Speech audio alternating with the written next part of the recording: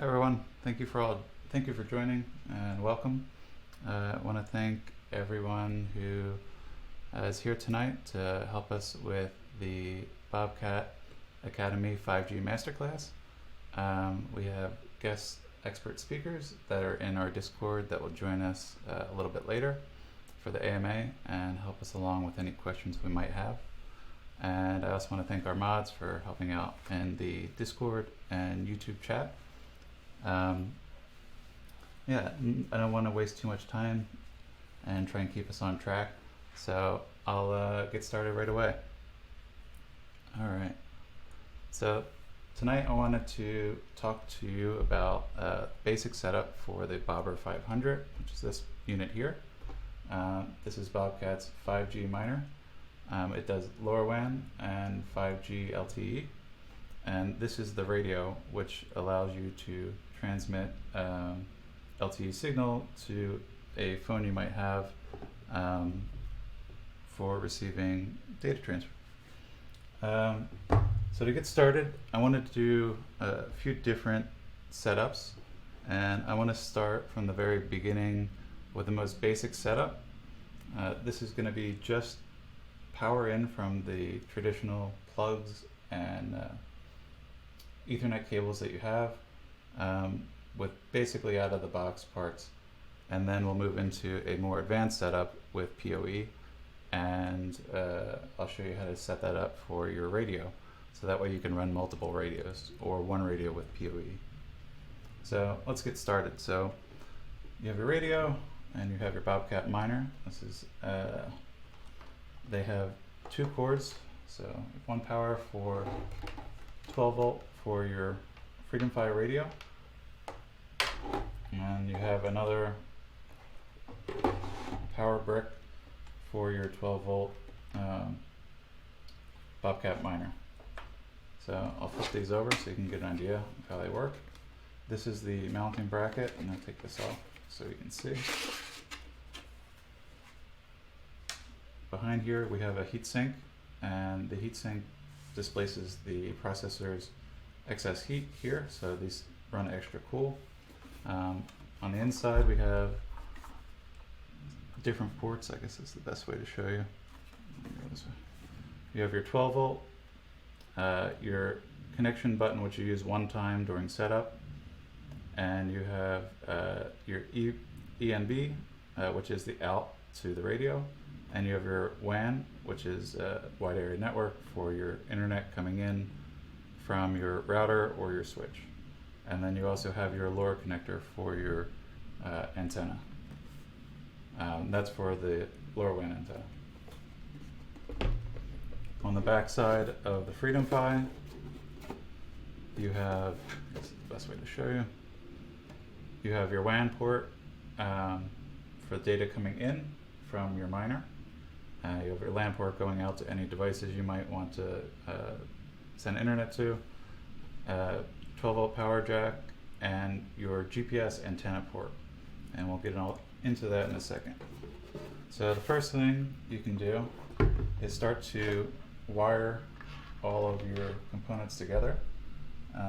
What you'll need for the Bobcat 500 is an antenna, and you're supplied with this antenna. It's the same as the 300 antenna, the Bobcat 300, and you also have your GPS for your 5G indoor small cell CBRS radio, and you also need an Ethernet to connect the two. And that's pretty much it for the basic setup for your standard setup that most people will do inside their home or inside a business that they have access to. So in order to do that, first thing you want to do is connect your antenna.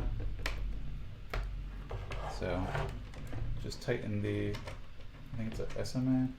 Yeah. This is RPSMA into the SMA port for your LoRaWAN. So you have your antenna connected. And then the next step you want to do is grab your Ethernet. These only run on Ethernet. You can't use Wi-Fi to run your Bobcat miner. the 500. So your Ethernet will go into the WAN port, and then on the other antenna, or on the radio, you're going to connect your, I think this is SMA, into the GPS.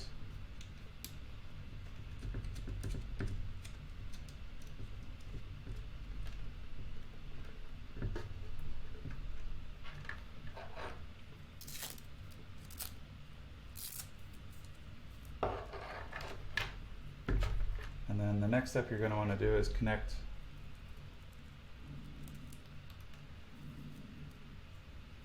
this is from the ENB connection, if you can see that, to the WAN port on your Freedom Fi radio. So once everything is connected, you have internet in, you have internet to the radio, you have both of your antenna and your GPS connected, you're ready to power them on. And that should always be your last step before you turn everything on. Make sure it's all connected and secure. And then you can power on your Bobcat 500, and it will start to make a sound in a second, hopefully.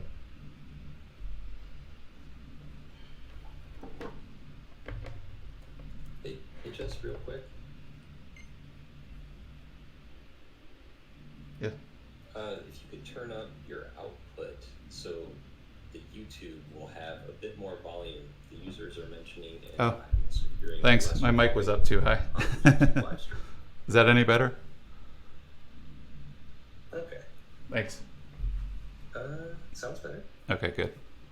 All right, so this just made a beep and it's ready to go.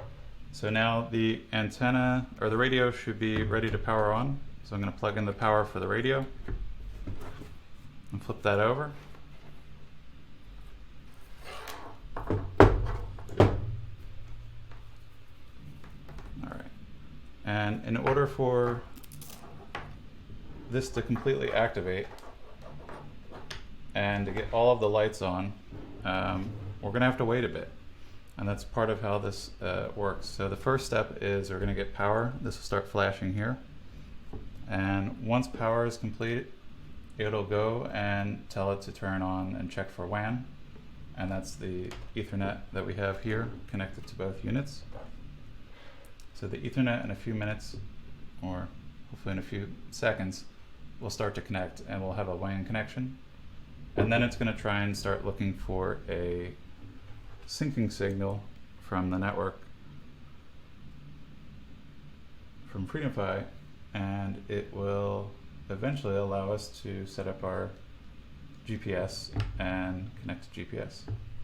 So while that's getting ready to go, I'll show you how we connect or where you should place your GPS. So the best location to place your antenna is as close to a window as you can get. This will give you ideal signal. If you can't get it as close to the window as you can, do your best. Worst case scenario, you may have to put your antenna outside. All right, now you can see we have WAN is now connected. So we have both lights on, and it's going to try and sync next. And if we're connected good enough,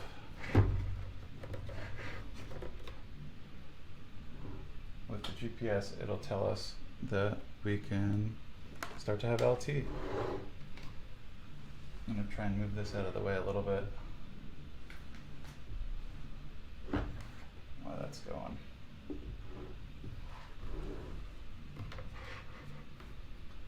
All right. So that's still trying to get signal. This definitely takes a little bit of time, so don't be concerned if you don't see the sync light come on right away. This is perfectly normal in how long it takes. Just make sure that you check that your GPS antenna is set in a good spot.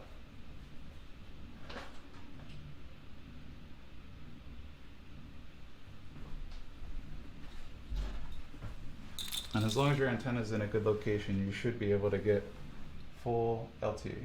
So we have sync. That's good. The light just came on. And any moment now we should have LTE. So in the meantime, I'm going to show you how to set up and add your SIM card and swap out. So the first thing you want to do is take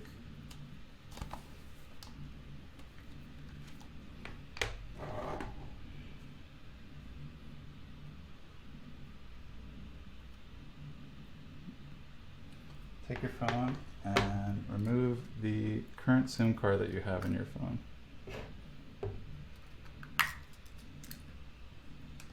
So these are FreedomFi SIM cards if you have a physical SIM card. You can also get a free GigSky when you purchase a radio from FreedomFi, and you can go online and activate the radio, or sorry, activate the account for GigSky, and that will act as a virtual SIM card. And so what you do is you remove the old one, place the new one in, find what direction it goes,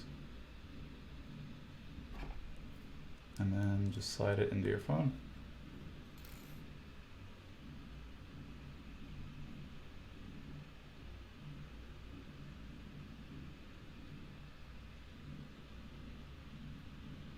And I'm going to activate this as the primary.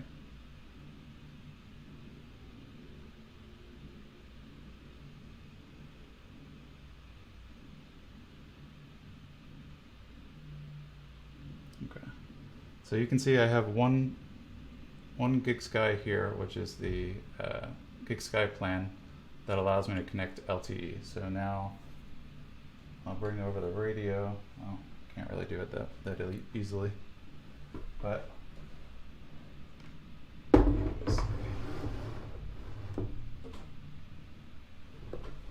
if you can see now, we have the LTE light has lit up and we have full LTE and all the lights are active. Alright, so the first thing you're going to want to do when you're activating your SIM card and making sure it's working is to go into settings and then turn off your Wi-Fi. Once your Wi-Fi is turned off, then you're going to want to toggle on and off airplane mode, and that will activate turning off and removing your existing plan if there's anything cached, and activate any new SIM card that you may have. Once you've done that, you'll go into cellular, and within cellular you'll be able to see the different plans that you have for primary and secondary. And in this setup, I have on my secondary is GigSky, and you can see we have 4G LTE, and GigSky is represented by the small dots underneath the cellular data bars, the normal ones above that. So the secondary line is GigSky with the small bars, and the primary line, which we'll go into now, primary line is FreedomFi SIM card, and we have LTE here. And you can see this is my primary line, and when you're looking for the line to try and discover it, it's going to be 315010, and that's how you can distinguish the cellular network.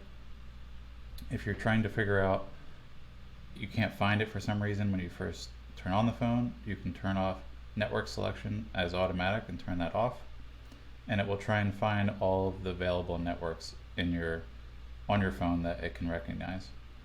And you can see here 315010, that will be your GigSky, or no, sorry, your FreedomFi line that you're looking to use. So if we go back, you can see it, and that's how you activate and find or discover your FreedomFi SIM card or GigSky line if that's what you're using. And I'm going to put this back on automatic because it recognizes it. And you can see here at the top, FreedomFi shows up in the bars once it's active. And that is it. All right, so that's the basic setup for getting your radio and miner connected to the internet and using a GigSky or a FreedomFi 5G cellular data plan. And it was pretty easy to get this set up. It takes a little bit of time for everything to sync up on the radio and with the miner. But once it's done, you're good to go. The next step I wanted to move into, before we get into a little bit more advanced setup with using POE, is to show you how you can take advantage of getting your antenna further away from where you're setting up. So with this, we have I think it's a 3 foot cord, 1 meter cord for your antenna, and you can only get so much length out of that. Most likely you're going to be setting this up in a server room or somewhere wherever the router is, and because they're indoor units, it's going to be a lot harder to find ways to get better signal with the rest of the Helium network for LoRaWAN. So if you're looking to use this for dual purpose, for LoRaWAN, to connect to the rest of the network and to provide proof of coverage for the network, you might want to get your antenna a little bit further outside. So we have some options. I'm going to move these aside for the moment, and then I'll show you some options you have for relocating your antenna outside or moving it around. So the first thing you can do is get an extension. They make these extensions for SMA and RPSMA, and you can literally take off your antenna, you would turn off your miner, and you would move it, and you would extend this further to wherever you need it to get closer to a window, just like your GPS antenna, or wherever you would like to go. Another option is you can also take your antenna and run it through a window with a flat cable. So these cables are designed specifically to go through windows, so you can literally close the window right on it and it'll just cinch up, and you'll be able to send your antenna further out, preferably with a longer coax that would extend this for you probably onto the roof with a mounting bracket. There's different ways you can do that. This would come and connect directly to the miner. If you're close enough to the window, you can go right from the miner. And the other way, this would allow you to get through the window and then connect to a coax cable of different kinds. So there's definitely different setups that you can use for this, but these are kinds that I've used in the past and have worked really well for extending your LoRaWAN antenna outside if you can't get, if you're not able to mount your antenna outside, which these are indoor unit only. All right, so those are your options for antenna and extending different things outside. And the next step we're going to get into is talking about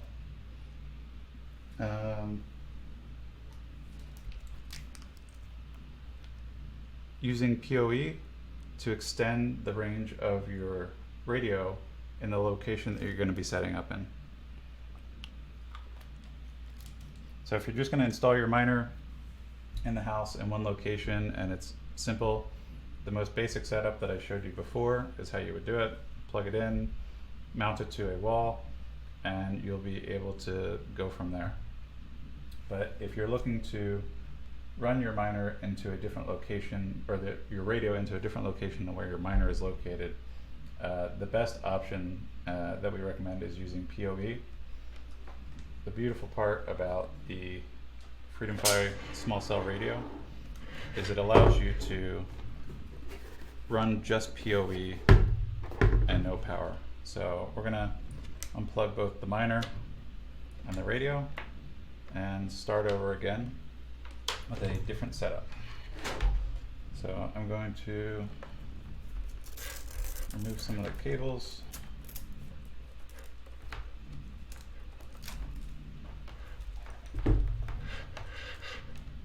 Set this antenna over here. It's out of the way. The one cable we will be keeping is the standard power block for the Bobcat 500. We do not recommend, nor do we cover warranty for running POE for the Bobcat 500. Only use the standard power block.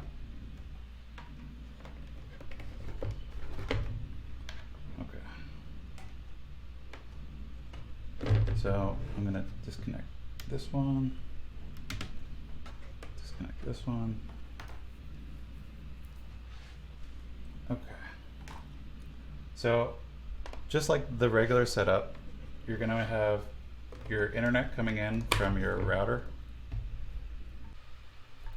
and you want to plug in your internet from your router into the WAN port, just like before. And then you want to take your other cable that will be coming from your radio and take that, plug this one into the ENB port. And from here, this will send data to what is your POE injector. So your POE injector will allow you to plug in data from your Bobcat 500. And that data can now be sent with power through the POE injector port to your radio. And the nice part about the FreedomPhi radio, the small cell indoor, you can plug this into your WAN port and it will power on the unit with power and data and won't need a power source. So that's one option. You can see now we have power. Another option is an option where you use, let's disconnect the WAN port, and you can use a splitter if you want. You don't have to do this method, it's an older method, but it still works the same. So you have a POE switch, a splitter, and the POE splitter allows you to have different voltages. If you had different miners, I use these on my Bobcat 300 for remote deployments on roofs, and allows you to send POE in. So you put POE in, and then this splits it. So part of the splitter splits data through here, so you get just data out, and you can plug the data into the WAN port.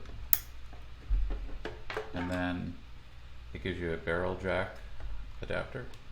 So there's DC out, and we have 12 volts on, and this radio takes 12 volts. So you can put in your barrel jack adapter that it comes with. Unfortunately, these require a special adapter for the FreedomPhi radio because they have a different size diameter barrel jack, so you have to get an adapter. I got one of these on Amazon. They're fairly inexpensive, a little bit hard to find, but I think it's 2.1 millimeter to 2.5 millimeter, and this will allow you to adapt. So you can see we don't have internet, or we don't have power, but the internet is going in, and then you can power your unit that way. This is just another optional method that I've used in the past. Works exactly the same. Will provide power and internet to your radio, and also allow you to extend the range. And now you can see we have power on the front side. So these are the two options. Like I showed you the first time, that's probably the easiest method without using the splitter. The nice part about these is you can just plug in just POE. Remove this, and this will work just like that. And you can see you have power and data going in. So those are the two basic options, and then we'll move on to the third option, which is a little bit more technically advanced and requires a little bit more gear. All right. So I'm going to start over and disconnect everything.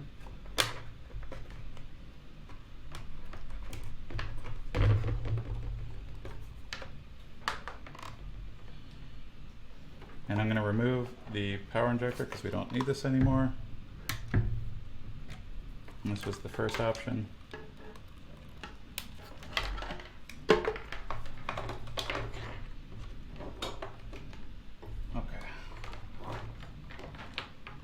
So for option number 2, it gets a little bit more complicated.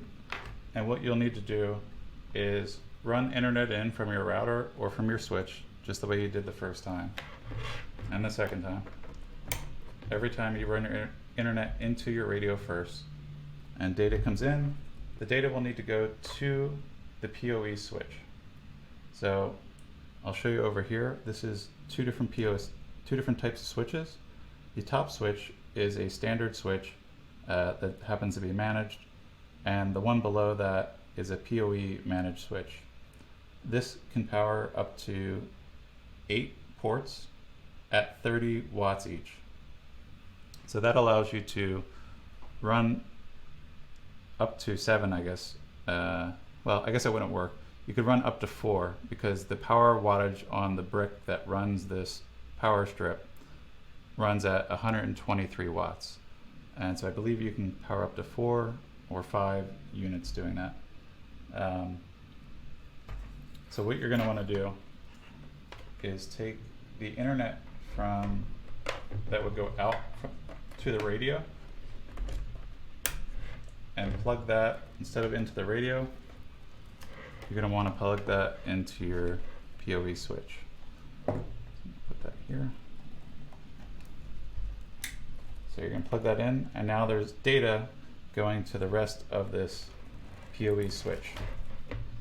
So now I can run as many radios as the power strip will allow me, because I'm now plugged in there. And in this case, we're only running one radio. So I'll take a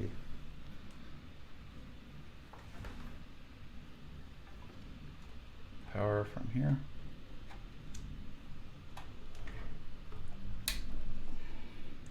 Okay, so now we're going to run out of this one. This is all still on the same switch. We have data coming in, and now it's going to send data to this port. And because this is powered with a 123 watt injector or power supply, it's going to send data and power through this line to the Freedom Fry small cell radio. So I'm going to plug it into the WAN.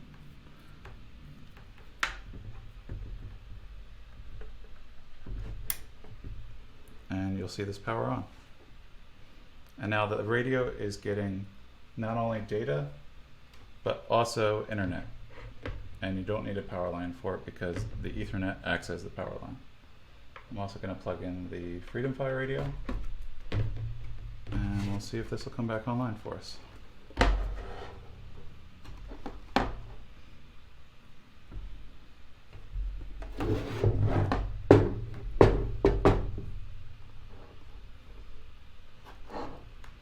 And next step, I'll show you how the web dashboard works. So while this is going, did anyone have any questions while we're moving along? And one question someone had is, does it have to be the same radio for all 7? No, it does not. It can be an outdoor radio, it can be an indoor. The outdoor radio, you'd probably have to check the specs on them to find out how many watts they draw. Would you happen to know that, Dennis? So the outdoor radio does come with its own POE injector. So Okay. It's going to be a lot higher than the indoor. I think that one's 5 amps if I'm not mistaken, or is it 3.5 amps? Right. So,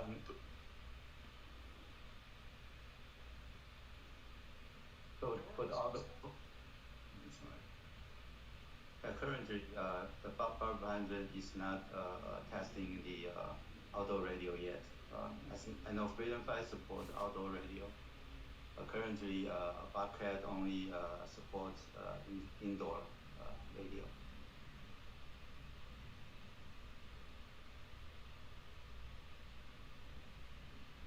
Okay, thank you, Tony. While that's syncing up, I'm going to move this over. seems to do better over there. I can get this. Yeah, sorry. Another point is if you put the outdoor radio, there is a certain limit on the height you can put without license. If you put outdoor radio above, I think it's 6 meters, then you need to have a professional installer to do the job for you. You said above 6 meters? Yeah, I remember it's about 6 meters. Because you're going to generate a lot of noise if you are putting beyond that limit. So that will cause trouble with the SAS, and so I think the agent have a strict height restriction on outdoor radio. So we're almost synced up. I'm just waiting for the GPS, I think, and then we'll be good to go. Elmo, explain about the gas certification of that certain. So I do have to chat with Bobcat first, because I'm not sure if Bobcat and Freedom Fire are working together outside of the firmware. I don't know if they're going to use the same SAS provider, but if that's not the case, then you would need to become a CPI, which is a Certified Professional Installer, because with the Category A radio, which is what the indoor radio is, that's kind of just a plug-and-play system, where with an outdoor, anything above 6 meters, which is correct, 18 feet for the Freedom units, you need to be a CPI. That's a Category B installation, and you'd have to have access to the SAS. So the only way to be able to do that is by being a CPI. Yes, Bobcat use the same firmware, Freedom 5, so whatever Freedom 5 requirements will apply to Bobcat. Okay. I didn't want to say anything until I confirmed with that. So that in that case, for the 430, which is the outdoor radio, Freedom 5 is going to act as a CPI for people. It's quite more advanced than just your plug and play for the indoor radio. You will have to send Freedom 5 some information, and you can find it through their installation guide for the 430i. But Freedom 5 is handling CPIs for people. Yeah, so Bobcat will support the outdoor radio as soon as I think we have because we have the same firmware as Freedom 5, so it will be plug and play with the Barber 500 too. Okay, perfect. So then yes, I wanted to verify that before I said something, but yeah. So in that case, the 430i, which is the outdoor unit, will be compatible with the way I call it is third-party remote CPI, aka Freedom 5 will be able to remotely CPI your installation. Great. Thank you. Good. I was going to say that is only the 2 radios that are currently available right now. Anything from any other radio that they do announce, that might change. So it's only for the radio that you see Jess has right now. It's the Freedom 5 indoor radio, also by Sercom. So if I ever in this video call it by Sercom, that's who makes it. And then the 430 is the outdoors radio for Freedom 5. Awesome. Thank you for sharing that information. It's good for people to understand. Another point I want to emphasize is on the hardware side, Barber 500 only have one radio port.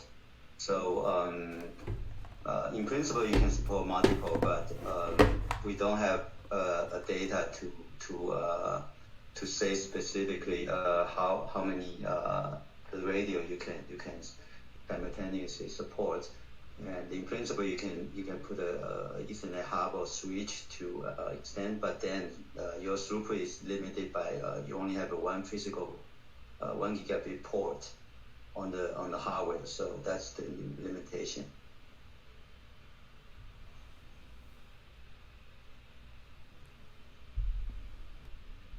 All right. Thank you for that, Tony. All right, so the next part I want to show you is the web dashboard, which allows you to look into, make sure everything's connected online, your internet access is good, your IP service is connected to everything, that you're synced. I guess that's going to go away soon. Tell you the name of your miner. Relay won't matter. Age of blocks probably won't matter, but you'll also be able to view your web dashboard. And to get to this site, you would go to bobber-gateway.local, and this will tell you everything you need to know about your Bobcat miner. So the Bobcat miner will show you your GPS status, your spectrum access. This is connecting to the network for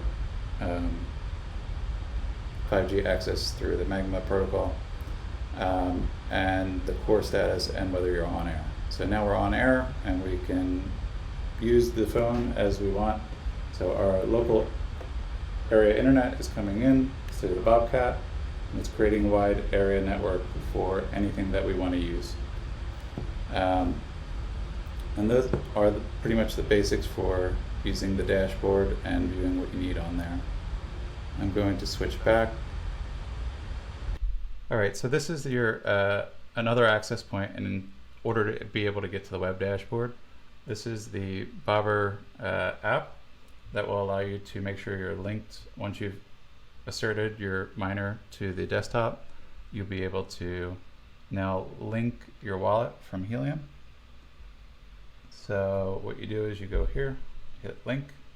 This will ask you, do you want to link? This one's already linked, so you could unlink it if you want and assert another wallet. But in order to do that, you can log in, hit link your app.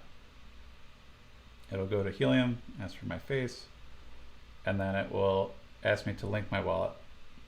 So once it's linked your wallet, you'll get a success at the bottom. And once it's linked, now you can go visit your hotspot and find your hotspot. And in here, you'll get some data around the 5G unit. So here's my hotspot, and then I can click on the stethoscope, and this is diagnosis. That will allow you to go to bobber.gateway.local. Unfortunately, it's on a different network, so I have to switch networks. So let me do that.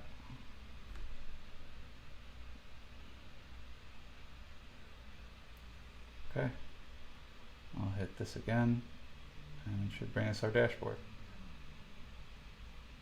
And this is another way you can now explore your FreedomPi, or I guess this will be Bobcat dashboard for your Bobber 500. And this will give you up-to-date info on how it's operating, whether it's synced, and any kind of reboot you may need to do. You can do it locally through your Wi-Fi connection that the Bobcat miner is on. You can also check the status of your GPS and Spectrum.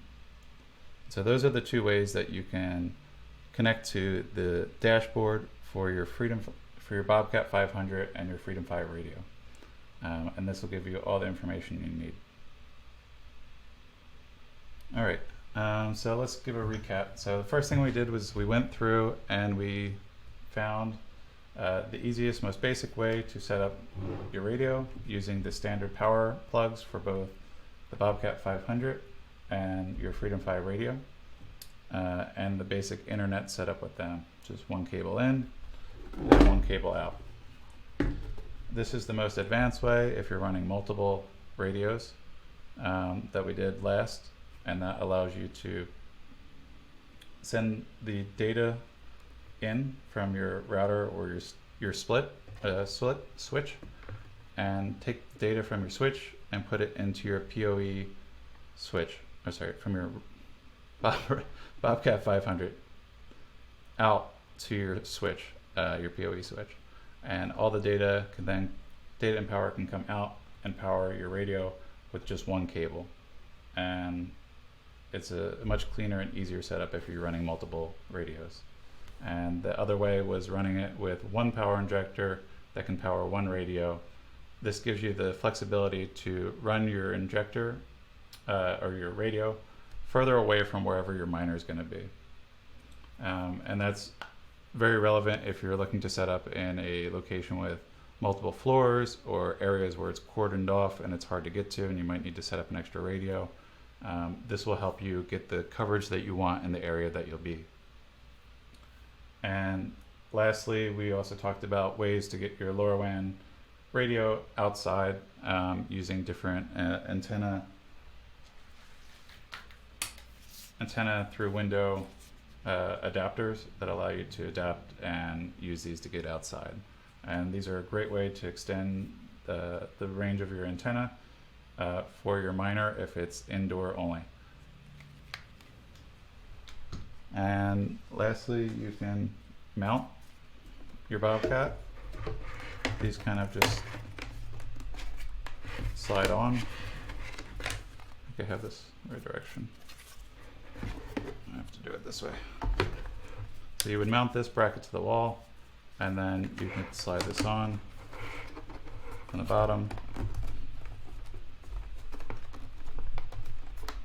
Just kind of clips on. There you go.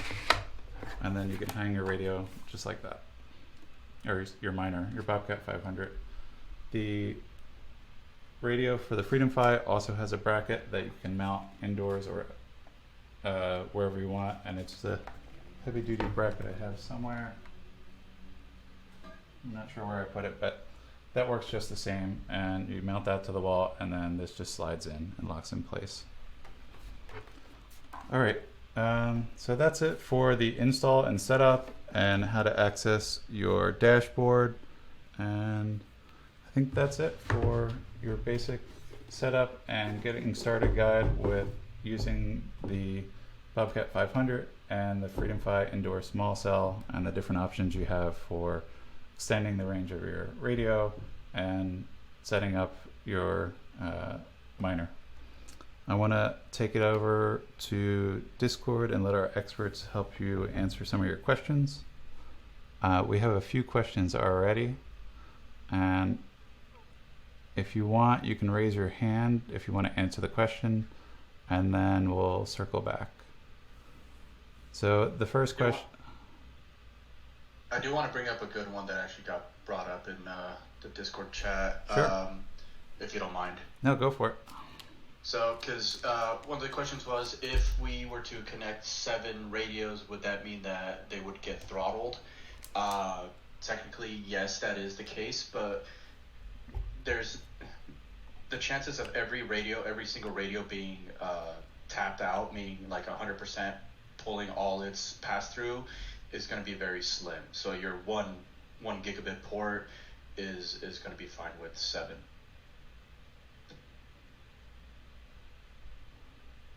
There we go. Thank you, Dennis. Yeah, I think that is a good point. And but when we have an increase in the subscriber base, because the right now the Silicon Radio I think is supposed 64 simultaneous connection. So when you have that many connection at the same time, then you'll be less. You'll be shared the 1 gigabit spectrum. All right. The next question we had.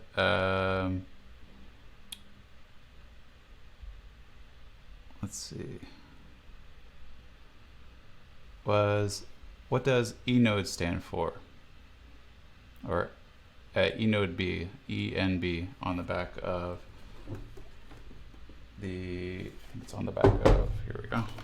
The Bobcat, and you'll see that here, and that's the one that goes out to the radio. ENB stands for. I think it's a LTE technology for 4G. Technology. It's basically the radio for 4G. Okay. Thank you for that answer. The next question was, outside of the original purchase of the miner and the radio, how much is expected annual cost to run the Bobcat 500? I'll give you a basic breakdown. So the watts for the radio itself is about 30 watts, and The watts for the Bobcat, I believe, is spec for 45 watts. So you're around anywhere from 60 to 75 watts, depending on how much it's drawing at any given time. So depending on your electricity rate, that would vary for your application. I'm not sure if we have a specific annual cost. I know sometimes they used to throw that number around for the original miners for the 300, and other ones that would say it's like $5 per year it would cost, but I don't know. It would depend on your electricity rate, I would assume, unless anyone has any other insights on that. Oh, just sorry, I that's okay. actually was talking to myself for a little bit there. Technically, power-wise, between the gateway and the radio, you're looking about roughly about $100 in power a year. A year. So, okay. Yes. But the other question, this part is a little tricky because it always changes with what FreedomFi wants to charge, because there is a spectrum access fee. Even though it is technically a quote-unquote unlicensed band, it's still, there's a very small fee to actually join the network. Anywhere between $2.50 a month per radio to about $5, depending on what SaaS provider they're using. Now, who pays for that? That's still up in the air. We don't know exactly who's paying for that. Right now, Helium is footing that bill. Okay, that's very good to know. Thank you for that, Dennis. Let's see, what is this next question? What are some of the essential optional add-on purchases for the device? I think we went over a lot of them. That was the power injector and splitter that you can buy, or if you're running multiple radios, it was the POE switch, and that would allow you to run multiple radios and run POE to each one of them. The different antenna adapters that you can use to extend the range of your lower WAN antenna and get that outside and further up, if you wanted to do that. And just basic understanding of using PoE with Ethernet to extend the range of your radio wherever you want. So those are probably pretty good answers for basic beginners coming into this.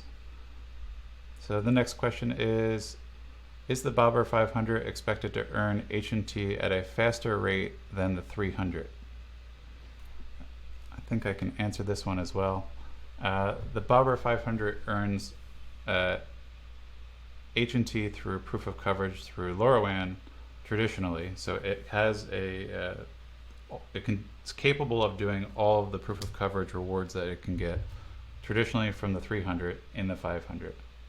At some future date, we're going to learn more about the sub-DAO. Most of this information has not been completed yet. But as it stands, there'll be some sort of 5G token that the miners can receive as a sub-DAO token.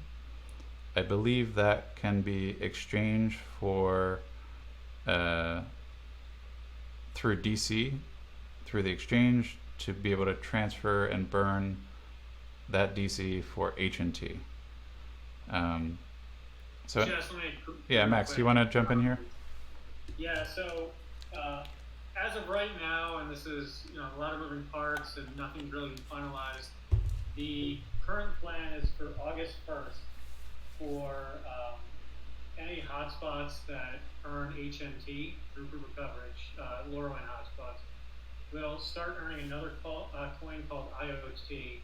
Then that IoT coin can be exchanged for HNT. The same thing will happen with the 5G sub-DAO, and that would be a coin called Mobile. All these names could change, dates could change, but as of right now, that is the most up-to-date plan, is that the Bobber 500 would earn mobile through the 5G sub-DAO, and it would earn IoT through the IoT sub-DAO. Or sorry, the LoRaWAN sub-DAO. And this is the mobile documentation here. If you want this, we'll leave links in the description when we're done. I think this just came out this week, so. Yeah, this came out today, and then Amir Halim said that they're gonna push something tomorrow to hopefully start the process of voting on this to at least get some sort of proof of coverage going for the 5G miners. Perfect. So right now, the only way for POC that is going to come out will be a mapper. So if you see at the bottom of the diagram, it says mapper. This is going to be an actual physical piece of hardware that will go around and actually check for POC. There's not much more to that. This is we don't have 5G POC, correct? What was that? 5G POC. So it's Correct. proof that you have 5G coming out of your building or facility that would be there. Correct. So outside of that information about the mapper, there's not much out there. It's just they're telling us that there will be a physical hardware device that will have to be purchased to actually be able to map the coverage for 5G. But as you can see, 10% of the POC reward will go to mappers, so it is incentivized. Okay. Of course, if this gets voted on the way it does. Yeah, and just to add to that, Amir actually just updated in the Hit 53 channel. So to earn POC in the beginning, all you have to do is stay registered in the SAS. You'll have some QoS minimums that you'll have to hit, 100 megabits per second downlink and then 10 megabits per second uplink, and you'll randomly get challenged by the hotspot firmware, and then you also must be located in a whitelisted hex. And if you do those three things, you will receive part of the 50 billion mobile tokens that are going to be essentially airdropped for the first up until August 1st. So whenever this goes live to August 1st, and again, this hasn't been passed and has been finalized, but this is the plan as of about 2 minutes ago was the last update I got. Great, thank you, Max. On that subject, we were talking about SAS a little bit. This is something that's going to come into the forefront of people that start to purchase miners, and that they should understand how this works. SAS is probably best explained by it's a tiered system in which spectrum is released to be able to be used or broadcast into. I think Elmo could probably, or Dennis could probably do a better explanation of that. Yep. So the SAS is pretty much, it stands for Spectrum Access System. Pretty much the way, if you want to think about it, everything is handled by the SAS. Pretty much your radio connects to the SAS, and it's given access to like broadcast out a radio. So the SAS also can take away your ability to do that. Like Jess was saying, CBRS is a tiered system. There's 3 tiers. The first tier is called incumbent and fixed access wireless. These guys pretty much they get priority access to I shouldn't use those words, but they get access to the network. They don't get bothered. There's no interference. If there's interference, pretty much they have the power to be like, okay, we're going to shut you off. Tier 2 is it's called PAL. It's priority access licensees, and that's why I didn't want to use that word, priorities. Pretty much these are companies that paid for a license to have protection from interference from tier 3. So these are Dish Network, Boost, AT&T, Verizon, anybody who spent a lot of money to go and buy a license. Then we have tier 3, which is general access, and that's where we're at. So we have an unlicensed, there's X amount of, that one's a good picture, Jess. Pretty much we have the ability to connect to this network for free, technically, or a very low entry cost. And now we do have to abide to the tier 2 and tier 1. Back to the SaaS. The SaaS has the ability to control if the Navy, which runs the entire thing, that kind of was gracious enough to give us access to this spectrum, if they're in your area and they feel that the radios can't interfere with them, they have the ability to kind of turn your radio down or turn your radio off for a very short period of time. That is actually called a DPA suspension. But your radio will come back up. There's nothing that you need to do. It's everything again is all handled by the SaaS. It's smart enough to handle all this, and then it also, if you have a radio right next to you, so for example, let's say you do deploy 7 radios in like a strip mall that has 7 buildings, every radio that's in that area will not have any interference between the two.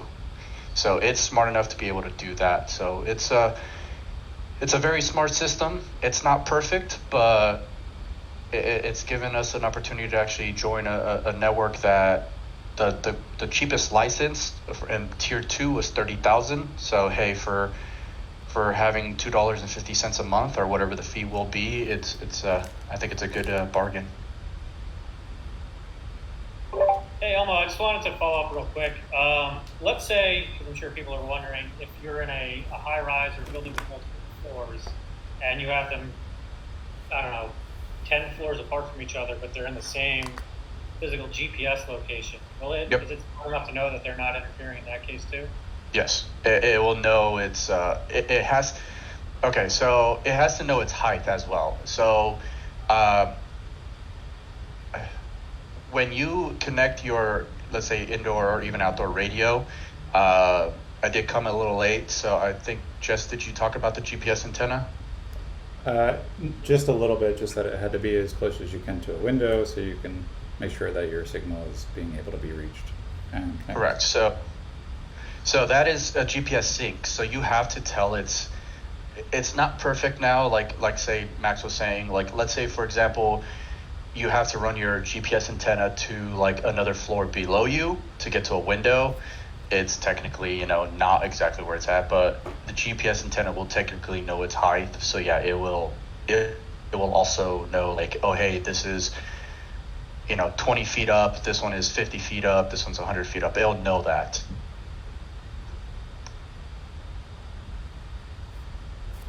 Now, if you are not able to get GPS sync with your radios, there is the ability to pay a fee to have Freedom 5 be your CPI, or again, certified professional installer. They can verify your installation. I believe now everything is fluid, so nothing is set in stone. So take this with a grain of salt. But the last I heard was $100, and they will onboard your radio to the SaaS. You'll just have to give them a little bit more information, similar to what the outdoor radio does, but you'll just also have to give them height. Can you also talk about the SaaS coastline issues some people may have, and what that is related to and why that is? Of course. So that's a DPA suspension zone. So remember again that the Navy is the one that runs the entire system. Technically, the Navy sits by the coastline. So if you're within 150 kilometers from the coast, doesn't matter East Coast, West Coast, or even the Gulf of Mexico, if you're within 150 kilometers of the coast, they have the ability to suspend your radio. Again, these are usually temporary suspensions. They last anywhere between 30 minutes, sometimes up to 4 hours. They don't happen all the time. They don't happen daily. They kind of just happen randomly. Another thing that we should look out for example, there are areas that are dead zones, like the island of Oahu, Hawaii. You're not allowed to deploy there because that entire area is less than 150 kilometers and it has a military base. So typically, if you're by a military base, especially a naval one, they don't like radios being out there. So like that island, unfortunately, does not have it. Same with Puerto Rico. Thank you for that information. That's good to know. We have a few people on Helium Discord that I know of that are in Hawaii, so I don't think they're in that area, but You can deploy like on the Big Island, I believe. There is some like exclusion zones. I know in like Denver or Colorado, there's an exclusion zone because there's a military base there, and I believe one in Virginia, if I'm not mistaken.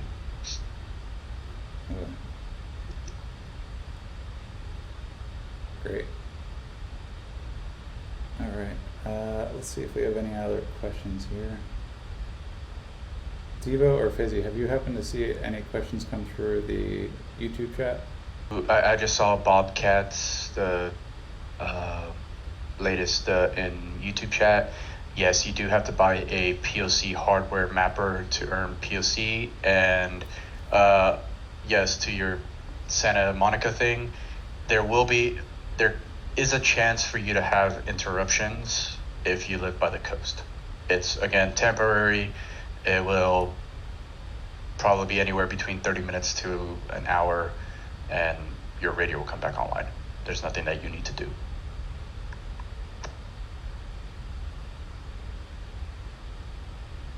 Great, thanks, Dennis. I have a question. Dennis, you might be able to answer this. There is some ports on the side of the Freedom Flyer radio for SFP. I'm guessing that is for fiber optic. Correct. Do you know what data speeds that pulls in? Or traditionally, like, is there a cap on that? I don't know on that one. It's SFP Plus, if I'm not mistaken.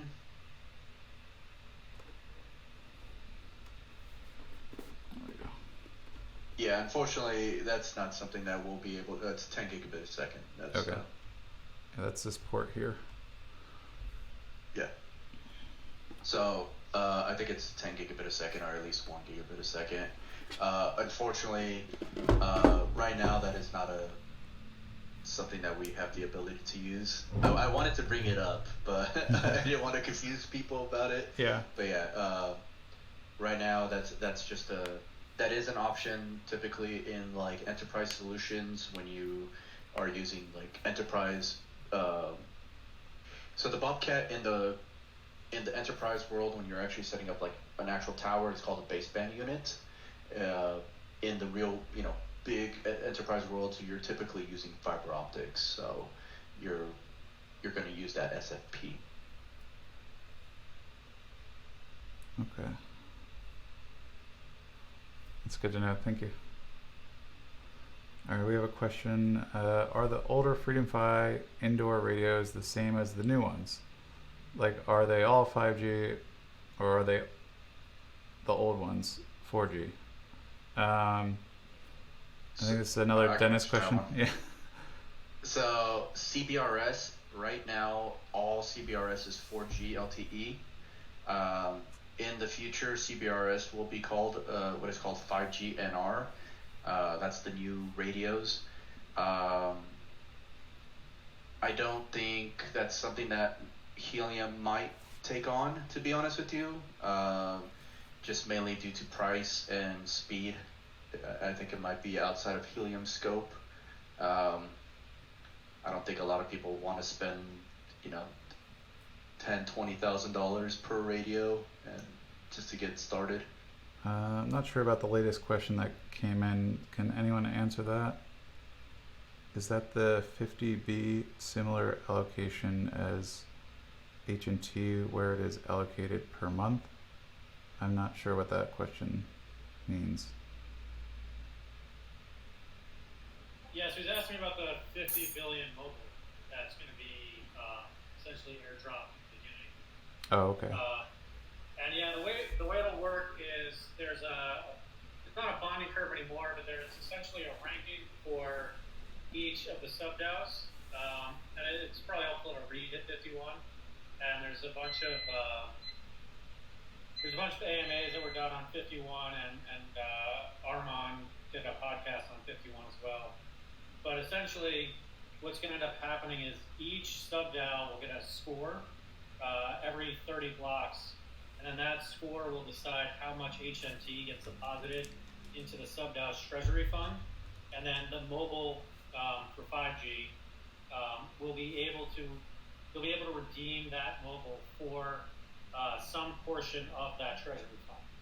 So as there's more data usage or more things that increase the 5G sub-DAO's treasury score, you'll be able to receive more HNT when you exchange it.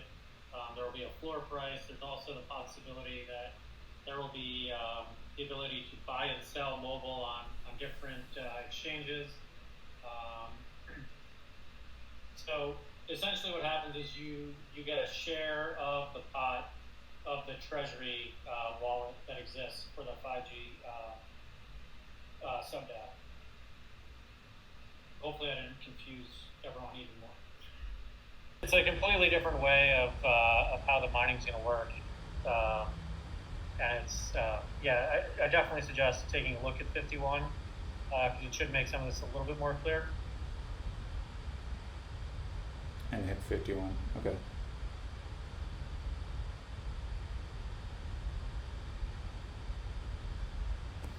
Okay. Thank you, William, for answering that question.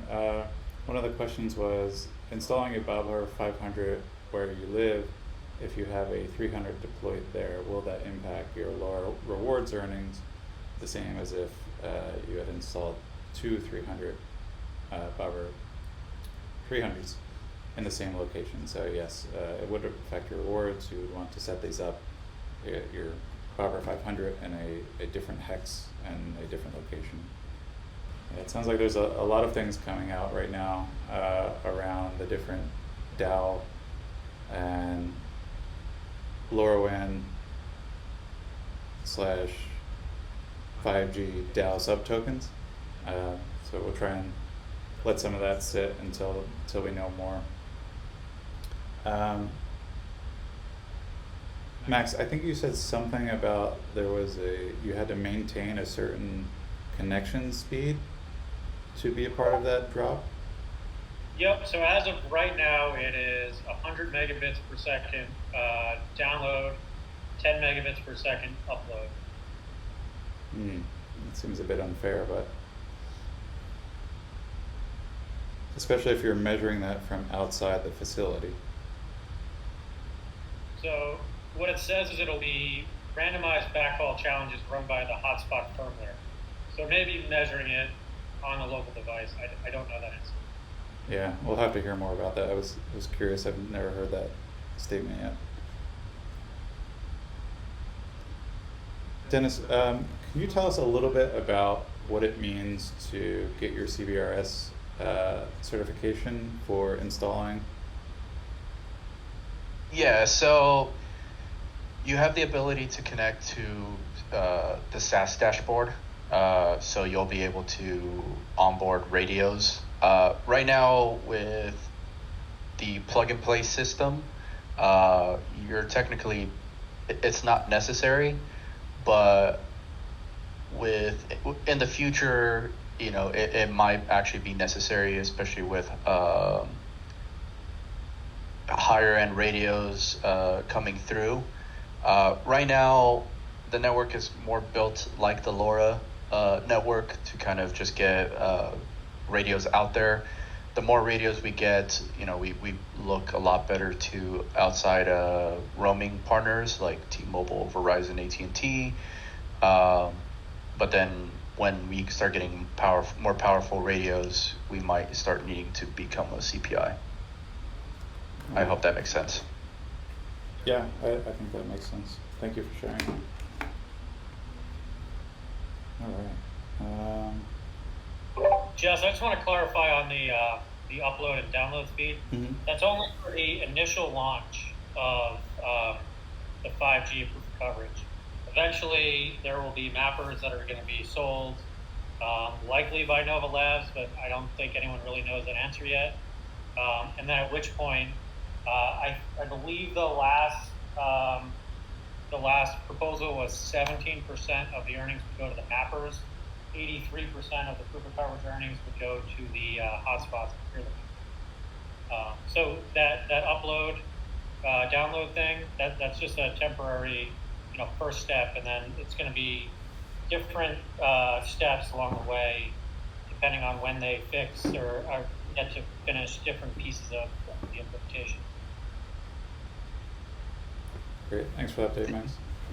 Just speculation, but knowing the industry and knowing what carriers will want from helium, I do think that 110 megabits a second is going to stick around. How many, here's a good question around that. One radio, what's the bandwidth of being able to add devices? What is I know you've had some experience installing in large venues. Say you have 20 connected phones or 100 connected phones. What is the typical bandwidth that a radio can handle, and is there a way to manage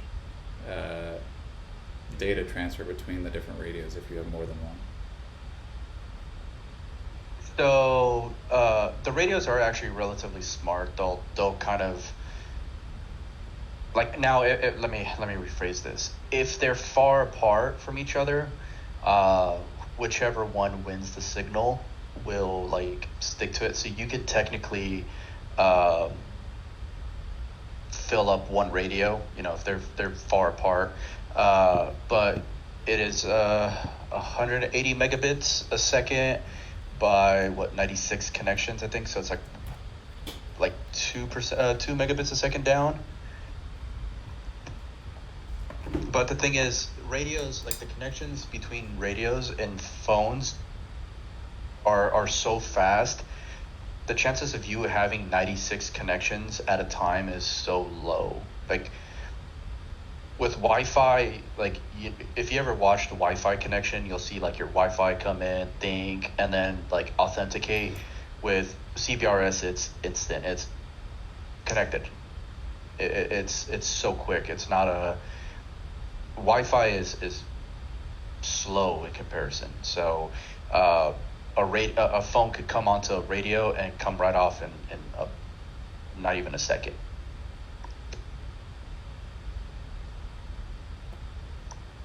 Cool. Thank you for that information. Yeah. So what I'm sorry. Let me. Go ahead. You're pretty much, even though yes, you're technically at 1.8 megabits if you're 100% pegging it. The chances of you 100% pegging a radio is very slim. Tony, did you want to answer a question? Yeah, the major difference between Wi-Fi before Wi-Fi 6 and LTE is Wi-Fi 6 is Wi-Fi. The ordinary Wi-Fi is back off, right? When you detect some channel, right? You measure the channel and then you back off if the channel is in use. In the LTE or 5G, they use OFDMA, so you can have a multiple access. So in principle, you can simultaneously support. In a macro scale, right? You can support thousands or even tens of thousands of simultaneous connection.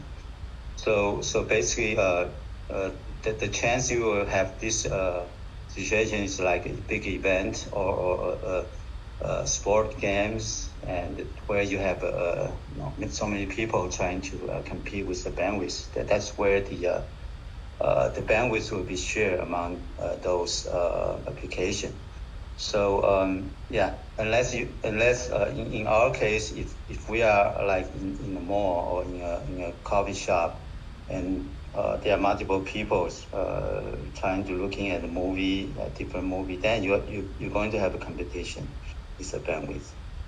So correct.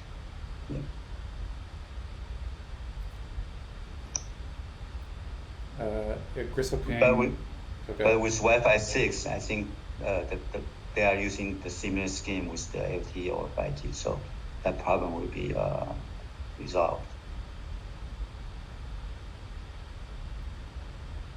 Gristle King is asking a question about the power draw on the 5G miner, the Bobber 500. We're still testing the power draw on that. Like we said before earlier, we don't recommend anyone using POE on it at the moment while we're still testing. If there's any updates on the unit itself, we will let people know. This is mainly an indoor unit, so normally you would find a location that you can set this up in the location that you'll be in, probably close to a router or a storage room or something like that, and then you'll want to find a way to run the Ethernet for getting your radio as far as you want indoors. So that would be the best option for POE, is just for the radio and not for the miner at this time. And if there's any updates, we will definitely let you know. One question from Discord. It's talking about Wi-Fi 6 carrier offloading with Helium. I know they're working on it, but outside of that, that's all we know. I think that they're waiting for the DAOs to pass before they even make an announcement. But for the people that are outside of the US, because CBRS is only a US thing, Wi-Fi is available worldwide. And so I do know, if you look in I think they call it the Fishbowl Discord channels in the Helium Discord, you can see that they're talking about it every now and then. But outside of that, we have no information. To your point, Crystal King, we talked about, I'm not sure if you were here earlier, for the LoRa antennas, it would be to extend your LoRa antenna outside using some sort of window bypass, or any other way you can send your antenna up further. The best option would be get your miner as close to the window as you can, so you can use a shorter cable or less adapters for loss, or use high gain cable to get it outside and up onto a pole or some sort of mounting bracket on your roof or wherever you'll be, so the unit will stay inside or as close as you can get it to a window up high, and then extend out through the window or any other access you can to run coax, LMR, 400 or 200, whatever your desire is. Sorry about that. So that was the only other option that we came up with. Is since this is an indoor unit only, that would be the option.